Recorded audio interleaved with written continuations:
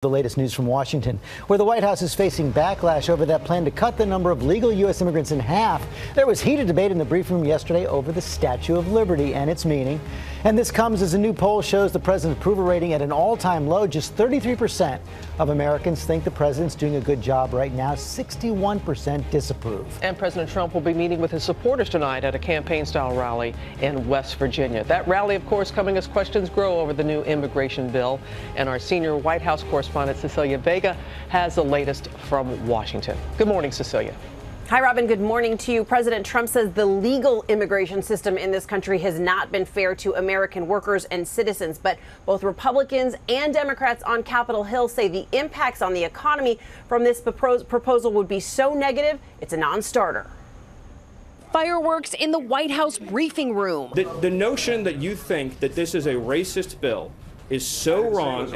President Trump's senior policy advisor Stephen Miller pushing a sweeping new immigration proposal, one that would slash legal immigration into the U.S. by half and change a system that allows most legal immigrants to enter the country based on family relations, instead giving admission preference to English-speaking and skilled workers. Miller sparring with reporters over just how far the proposal would go. The Statue of Liberty says, give me your tired, your poor, your huddled masses, yearning to breathe free. Doesn't say anything about speaking English or being able to be a computer programmer. I don't want to get off into a whole thing about history here, but the Statue of Liberty is a symbol of liberty enlightening the world. It's a symbol of American liberty lighting the world. The poem that you're referring to that was added later is not actually part of the original Statue of Liberty. The White House says the president is making good on a campaign promise. The Green Card reforms and the RAISE Act will give American workers a pay raise by reducing unskilled immigration.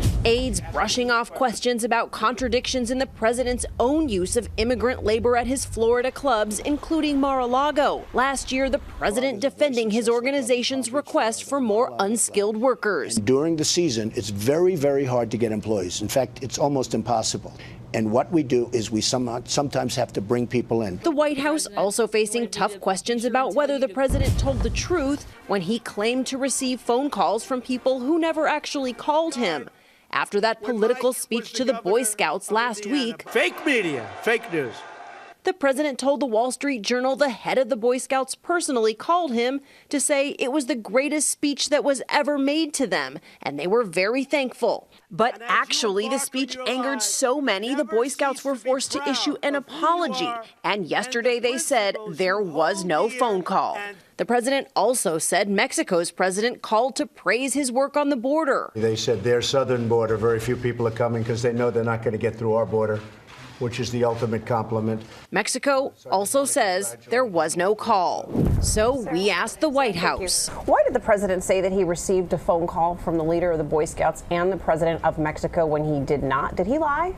No, on Mexico, he was referencing the conversation that they had at the G20 summit in terms of the Boy Scouts, multiple members of the Boy Scout leadership following his speech there that day, congratulated him, praised him. But the president specifically said that he received a phone call from the president of Mexico and from the leader of the Boy Scouts. They were direct conversations, not actual phone calls.